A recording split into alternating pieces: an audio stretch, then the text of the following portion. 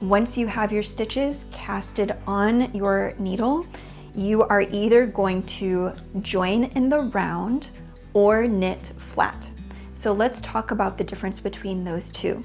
Knitting flat, you can still use these flimsy cords knitting flat. So here I have a shawl that I'm working on, and it's a triangular shawl. So knitting flat means that you're going to start at one side of your knitting, and you're going to take the other needle, and I'm in between colors here, so I don't have a ball of yarn hooked to this shawl, but you would take your yarn and you would just knit into that first loop, and you would knit or purl all the way across that row until you get to the other row, and then you turn your work and take the needle that was prior at the end. Now that's your beginning needle, and you grab your other needle and you work your way back and forth, back and forth. That is knitting flat.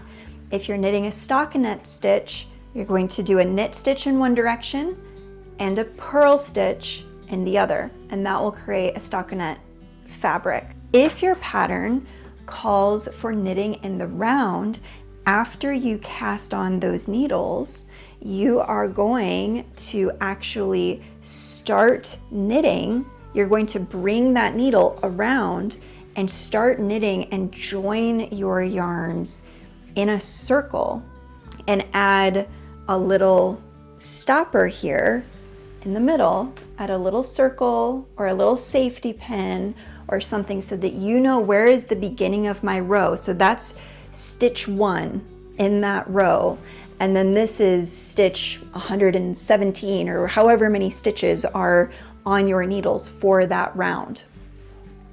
And then, you know, knitting in the round it's very relaxing because it's just the knit stitch that's going to give you that stockinette fabric. So you'll just knit into that stitch, and then you just keep spinning the work and knitting and knitting and knitting. Hats are also knit in the round, where you're just making that tube, and that's a very relaxing and easy way to start.